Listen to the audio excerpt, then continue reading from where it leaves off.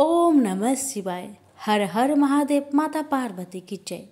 प्यारे भक्तगणों, आज है फाल्गुन महीने की सोमवार का दिन और सोमवार का दिन भोलेनाथ को समर्पित है। पुराणों के अनुसार सोमवार के दिन जो भक्त शिव शंभू की पूजा करता है वह हर प्रकार की समस्याओं से दूर रहता है। शिव जी की उपासना करने से घर में माता लक्ष्मी की कृपा हमेशा बनी रहती है। आर्थिक समस्याओं से भी शिव के भक्तों को छुटकारा मिलता है। शिव पूजन के बाद कथा अवश्य सुननी चाहिए। सोमवार व्रत कथा। किसी नगर में एक धनी व्यापारी रहता था। दूर दूर तक उसका व्यापार फैला हुआ था। नगर के सभी लोग उस व्यापारी का सम्मान करते थे। इतना सब कुछ संपन्न होने के बाद भी वह व्यापारी बहुत दुखी था, क्योंकि उसका कोई पुत्र नहीं था, जिस कारण अपने मृत्यु के पश्चात व्यापार के उत्तराधिकारी की चिंता उसे हमेशा सताती रहती थी।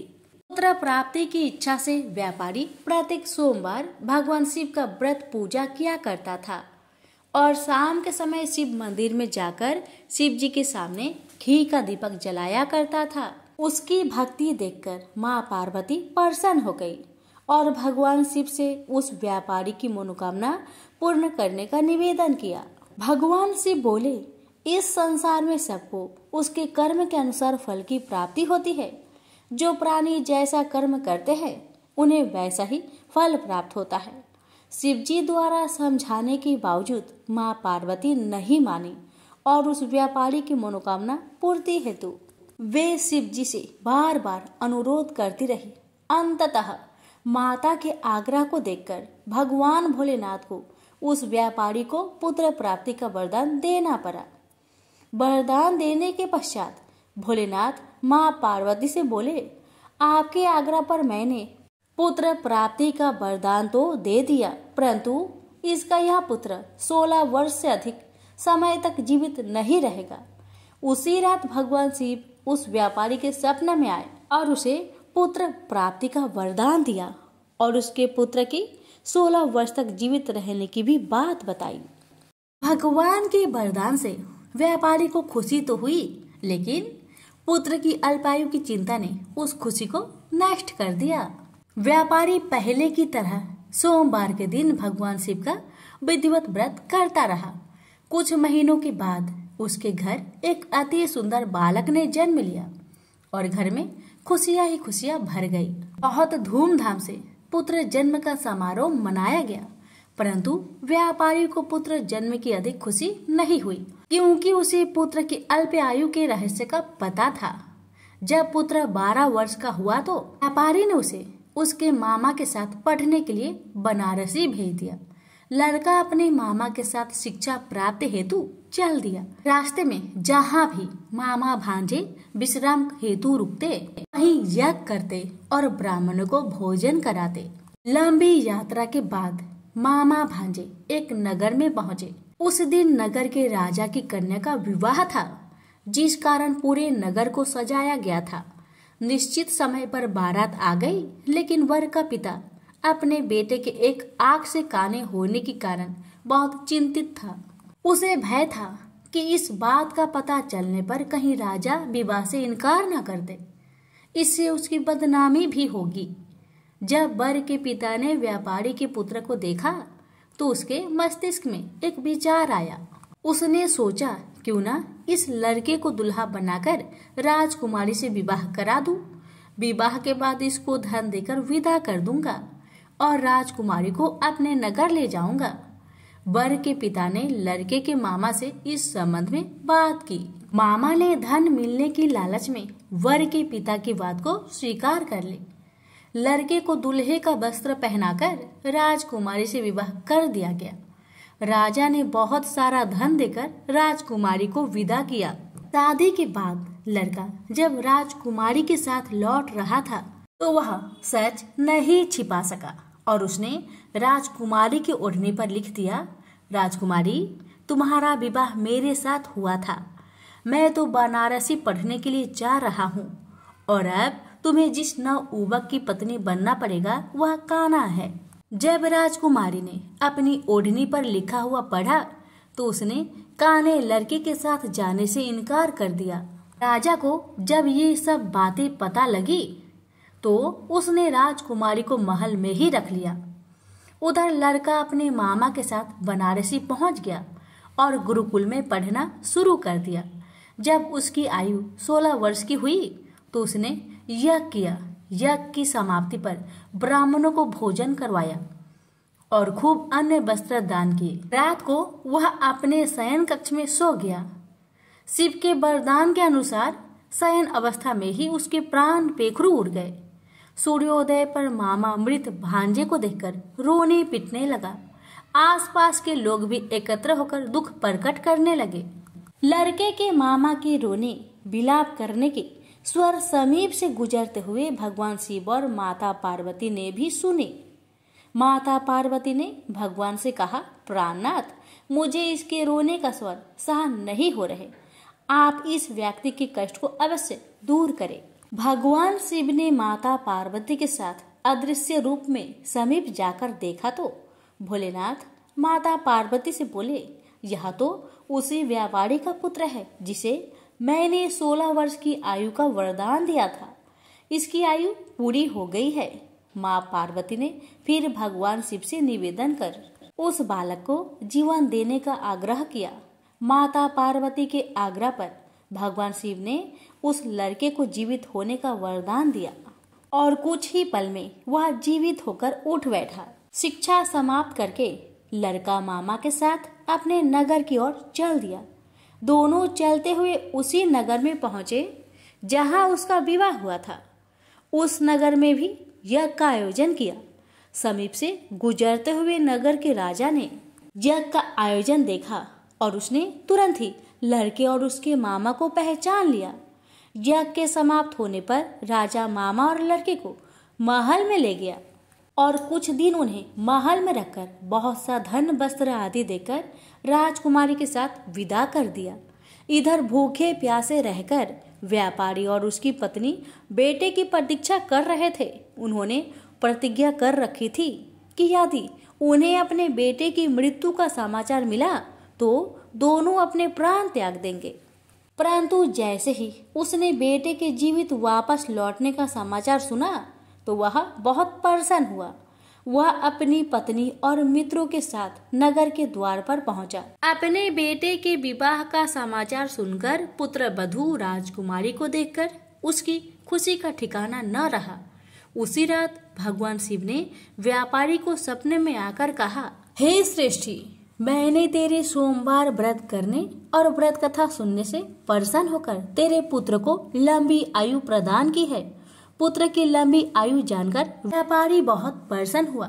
शिव भक्त होने तथा सोमवार का व्रत करने से व्यापारी की सभी मनोकामनाएं पूर्ण हुई। इसी प्रकार जो भक्त सोमवार का विधिवत व्रत करते हैं और व्रत कथा सुनते हैं उनकी सभी इच्छाएं पूरी होती है।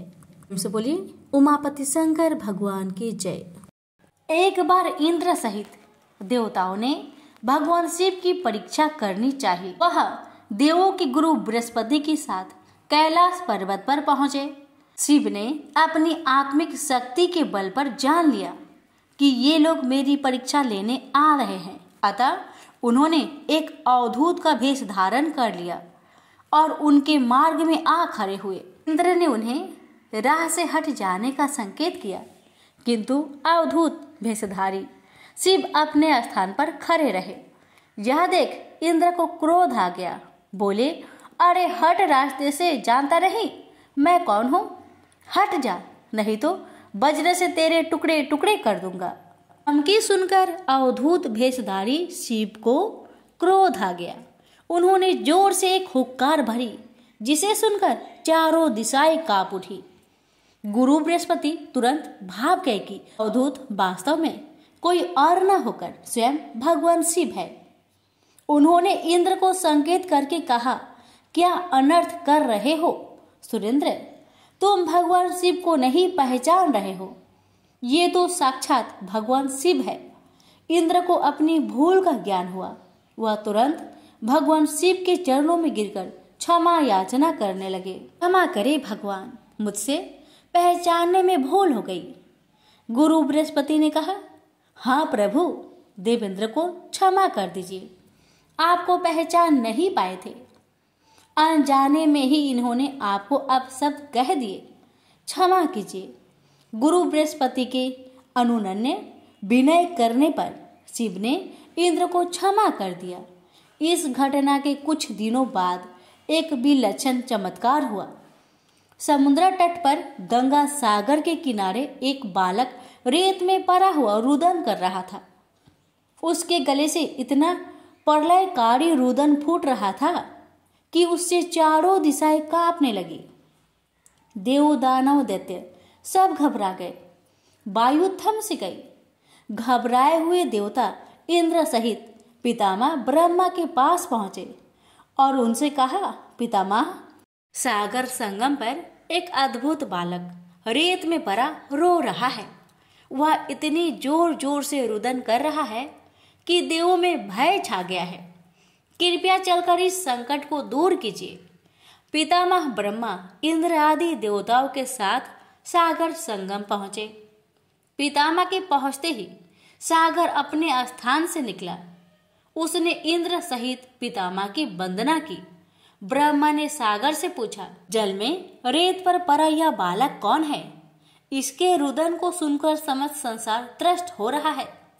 सागर ने कहा, मैं नहीं जानता भगवान। एक दिन एक विलक्षण तेज लहरों में आ गया था, उसी से इस बालक की उत्पत्ति हुई है। यह कहकर सागर ने बालक को गोद में उठाया और ब्रह्मा की गोद में दे दिया। ब्रह्मा की गोद में आते ही बालक ने रोना बंद कर दिया और कुछ देर में अचानक बालक की बाहें आगे बढ़ी। उसकी दोनों बाहें ने ब्रह्मा का गला पकड़ लिया। यह देख अन्य देवता स्तंभित हो उठे। ब्रह्मा ने अपने गला छुड़ाने का प्रयास किया, किंतु बालक के हाथों की पकड़ और मजबूत हो गई। फिर अचानक बालक ने उनका गला छोड़ दिया और मुस्कुराने लगा। ब्रह्मा अपना गला सहलाते हुए बोले, इस बालक का क्या नाम है सागर? सागर बोला, अभी इसका नामकरण नहीं हुआ है पितामह, आप ही इसका कोई नाम रख दीजिए। ब्रह्मा बोले, मैं इसका नाम जलंधर रखता हूँ। आज से यह तुम्हारा ही पुत्र कहा जाएगा। बच्चे का नामकरण करके सागर के हाथों में सौंपकर पितामह सहित सब देवता अपने अपने धाम लौट गए। बालक कुछ बड़ा हुआ तो पितामह की आज्ञा से आचार्य शुक्र ने उसे शिक्षा देनी आरंभ कर दी। देखते ही देखते बालक युवक बन गया। शुक्राचार्य ने उसे दैत्यों का सम्राट बना दिया और कालनेमी नामक एक असुर की वृंदा नामक कन्या से उसका विवाह कर दिया। जलंधर महाबलवान सिद्ध हुआ। देखते ही देखते उसने समस्त सागर के द्वीपों पर अपना शासन स्थापित कर लिया। उसकी पत्नी वृंदा ने हर मामले में उसके साथ सहयोग किया। वृंदा एक सती स्त्री थी। उसे ब्रह्मा का वरदान मिला हुआ था कि जब तक उसका अस्तित्व कायम रहेगा, सुर असुर देव दानव कोई भी उसके पति का बाल भी बांका नहीं कर पाएगा। एक दिन आचार्य शुक्र जलंधर की राजसभा में पधारे। जलंधर ने आचार्य की चरण वंदना की और उन्हें ऊंचे स्थान पर बैठाकर पूछा, आचार्य, हमारे यहाँ एक राहु नामक वीर है। मैं जानना चाहता हूँ कि उसका सिर क्यों नहीं कटा हुआ है। आचार्य शुक्र ने कहा, दैत्यराज, राहु का सिर भगवान विष्णु ने अपने सुदर्शन चक्र से काट दिया था। जलंधर बोला, मगर क्यों आचार्य? राहु ने ऐसा क्या कसूर कर दिया था? उत्तर में शुक्राचार्य ने उसे सागर मंथन की समस्त कथा सुनाकर कहा, उसका अपराध यह था कि उसने देवताओं की पंक्ति में बैठकर धोखे से अमृत पान कर लिया था। जलंधर बोला, तो इसमें क्या अपराध हो गया आचार्य? आखिर अमृत निकाला भी तो दैत्यों और देवताओं के सम्मिलित प्रयास से ही था। फिर अकेले देवता ही उस अमृत को पी जाने के अधिकारी कैसे बन गए? आचार्य बोले, इसमें भी विष्णु की छल नीति थी दैत्यराज। समुद्र से निकले समस्त रत्न देवराज इंद्र ले गए थे। यह सुनकर जलंधर क्रोधित होकर बोला, मैं ऐसा हरगिज नहीं होने दूंगा। मेरे पिता के रत्नों का अधिकार इंद्र नहीं, स्वयं मैं हूँ। देवताओं को सागर के रत्न लौटाने ही पड़ेंगे। उसके बाद शुक्राचार्य तो वापस अपने स्थान पर चले गए और जलंधर ने घमसर नामक दैत्य को बुलाकर इंद्रपुरी रवाना कर दिया ताकि वह इंद्र को यह संदेश दे आए कि सागर मंथन से प्राप्त सारे रत्नों को उसे सौंप दे। घसमर इंद्रपुरी पहुंचा। उसने इंद्र से कहा, देवराज, मैं दैत्यराज जलंधर का एक संदेश लेकर उपस्थित हुआ हूँ। दैत्यराज ने कहा है कि सागर मंथन के दौरान उसके पिता के जो रत्न आपने हथिया लिए थे उन्हें तुरंत लौटा दे। इंद्र ने आचार्य से कहा, रत्न? कैसे रत्न? दैत्यराज से कहना कि वह रत्न तो देवों के परिश्रम के फल थे। सेवक बोला, लेकिन परिश्रम तो देव और दानव दोनों ने ही किया था, फिर रत्न अकेले देवों के कैसे हो गए? सीधा तरह रत्नों को लौटा दो, वरना इसका परिणाम बड़ा भयंकर होगा। यह सुनकर इंद्र क्रोधित होकर बोला, तुम्हारा इतना साहस, मेरी पुरी में ही मुझे धमकाते हो? ठहरो पापी, मैं अभी तुम्हें इसका मजा चखाता हूँ। यह कहकर इंद्र ने अपना वज्र निकाल लिया, लेकिन तभी आचार्य बृहस्पति ने उसे रोक दिया और उसे समझाते हुए बोले, क्रोध में मत आओ सुरराज, यह दूत है और दूत अवध्य होता है, इसे जाने दो। घमसर वापस जलंधर के पास पहुंचा और इंद्र द्वारा किया गया उत्तर उसे कह सुनाया। सुनकर जलंधर आग बबूला हो उठा। उसने तुरंत चारों दिशाओं में स्थित दैत्यों के पास संदेश भिजवा दिया कि वे तुरंत इंद्रपुरी पर आक्रमण कर दे। साथ ही अपने सेनापतियों शुभ और निशुभ के साथ इंद्रलोक पर चढ़ाई कर दी। शीघ्र ही दैत्यों की सेना इंद्र के नंदन वन में जा पहुंची और सैनिक ने देवताओं का विध्वंस करना आरंभ कर दिया। दैत्यों के दल अमरावती को नष्ट भ्रष्ट करने में लग गए। दोनों पक्षों के वीरों की लाशें जमीन पर गिरने लगी। आचार्य बृहस्पति देवों की ओर से और शुक्राचार्य दैत्य की ओर से घायल और मृत वीरों का उपचार करने लगे और वे पुनः जीवित होकर युद्ध करने लगते। युद्ध चलता रहा, लेकिन किसी भी पक्ष को विजय नहीं मिल पा रही थी। इस पर जलंधर क्रोधित होकर शुक्राचार्य के पास पहुंचकर बोला, गुरुदेव, संजीवनी विद्या तो सिर्फ आप ही जानते हैं, फिर ये देवता मरकर जीवित कैसे हो रहे हैं? शुक्राचार्य बोले, दैत्यराज, संजीवनी बूटी का उपयोग करना आचार्य बृहस्पति भी जानते हैं। उन्होंने कई देवता इसी काम पर लगा रखे हैं कि वे द्रोणगिरी से संजीवनी बूटी लाते रहे। यदि किसी तरह देवताओं द्वारा द्रोणगिरी से बूटी लाना रोक दिया जाए तो आचार्य बृहस्पति देवों को पुनः जीवित न कर पाएंगे। अंधर बोला, लेकिन हमें इस तरह से तो अपनी सेना का एक बड़ा हिस्सा द्रोणगिरी पर्वत की ओर ले जाना पड़ेगा और यहाँ तो भयंकर गति से युद्ध चल रहा है।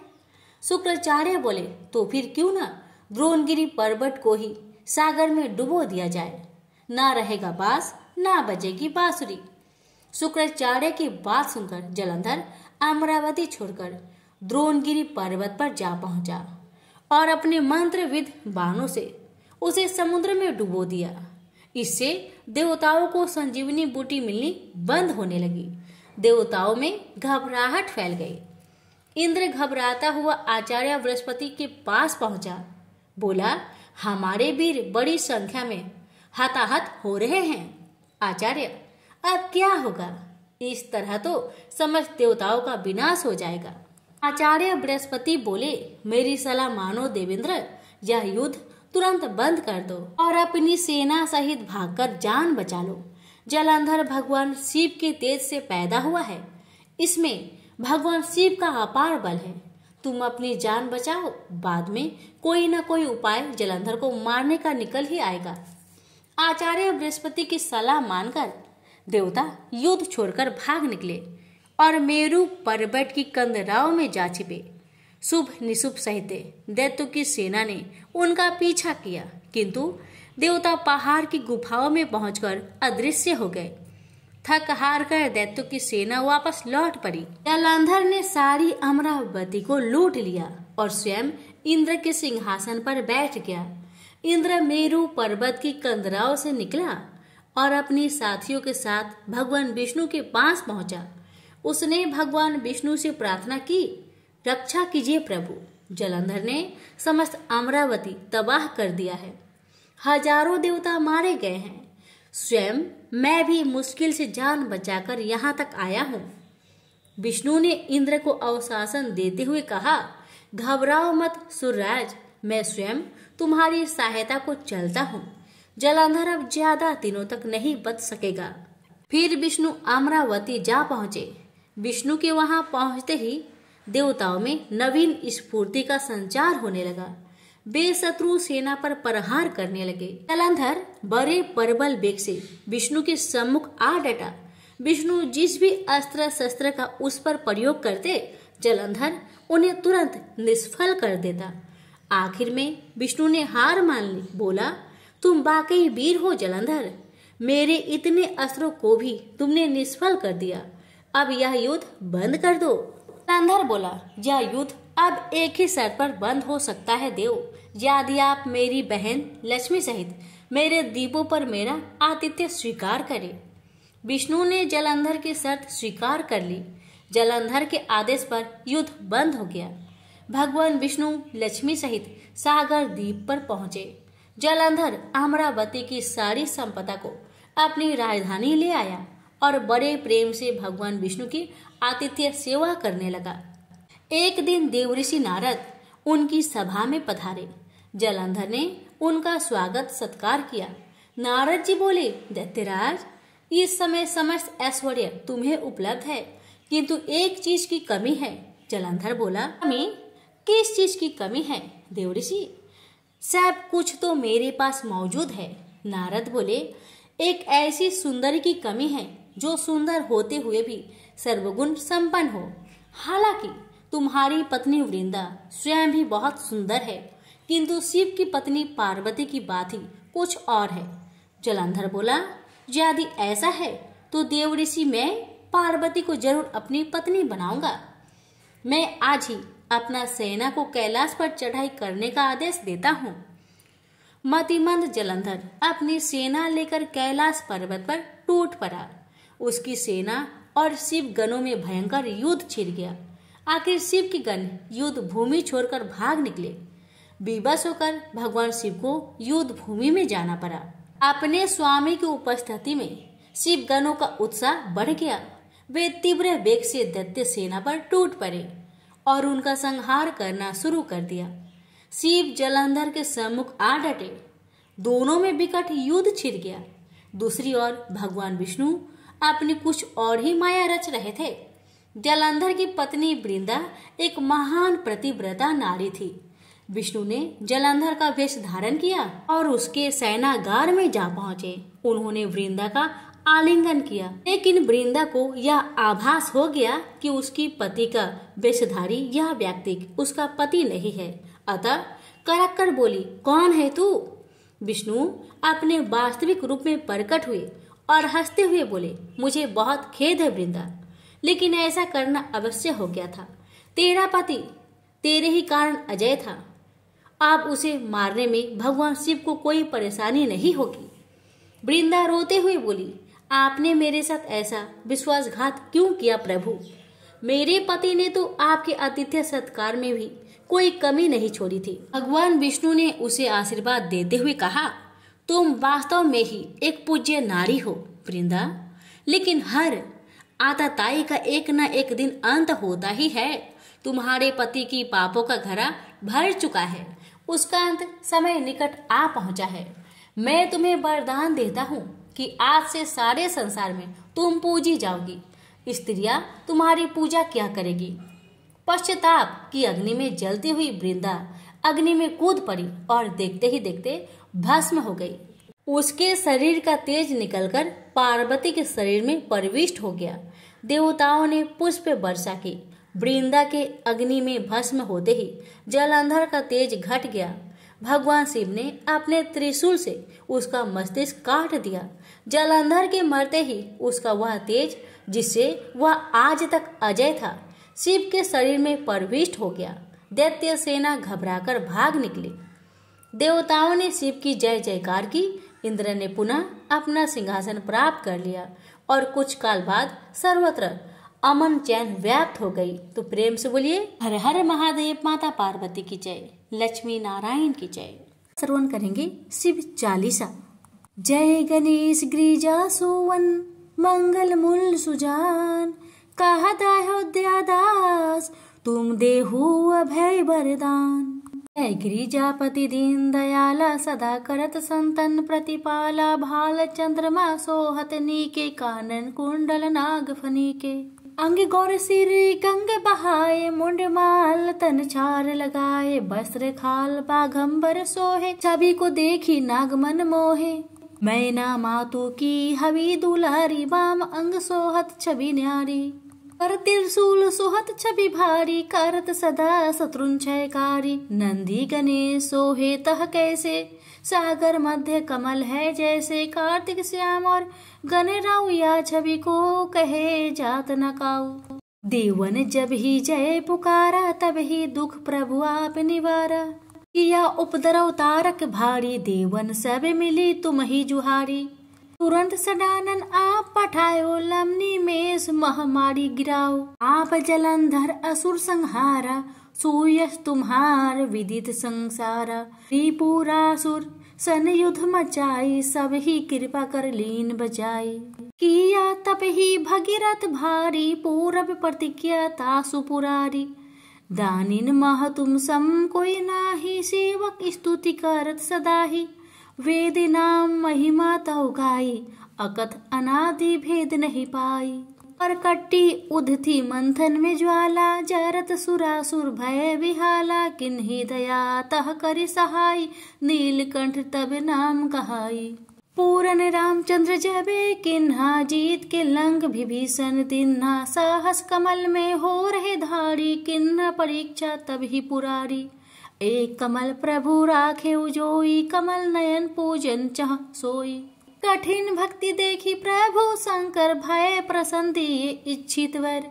जय जय जय अनंत अविनाशी, करत कृपा सबके घटवासी। दुष्ट सकल नित मोहि सतावे, भ्रमत रहो मोहि जन आवे। त्राहि त्राहि में नाथ पुकारो, यो ही अवसर मोहि अनुबारो। हे त्रिशूल शत्रुन को मारो, संकट से मोहि आन उबारो। माता पिता भ्राता सब होई, संकट में पूछत नाही कोई। स्वामी एक है आस तुम्हारी, आए हरहु मम संकट भारी। धन निर्धन को देत सदाही, जो कोई जाचे सो फल पाही। स्तुति की है विधि करे तुम्हारी, क्षमहु नाथ अब चूके हमारी। शंकर हो संकट के नाशन, मंगल कारण विघ्न विनाशन। योगी यति मुनि ध्यान लगावे, शारद नारद शीस नवावे। नमो नमो जय नमः शिवाय, सुर ब्रह्मादि के पार न लाए। जो यह पाठ करे मन लाई, तापर होत है शंभु सहाय। प्रिनिया जो कोई हो अधिकारी, पाठ करे सो पावन हारी। पुत्रहीन कर इच्छा जोई, निश्चय शिव प्रसाद ते ही होई। पंडित त्रयोदशी को लावे, ध्यान पूर्वक होम करावे। त्रयोदशी व्रत करे हमेशा, ताके तनय नहीं रहे कलेसा। धूप दीप नेवत चढ़ावे, शंकर सम्मुख पाठ सुनावे। जन्म जन्म के पाप नसावे, अंत धाम शिवपुर में पावे। कहे अयोध्या दास आस तुम्हारी, जानी सकल दुख हरहु हमारी। नीति नेम कर प्रताही, पाठ करो चालीसा। तुम मेरी मनोकामना पूर्ण करो जगदीश। प्रेम से बोलिए हर हर महादेव, माता पार्वती की जय।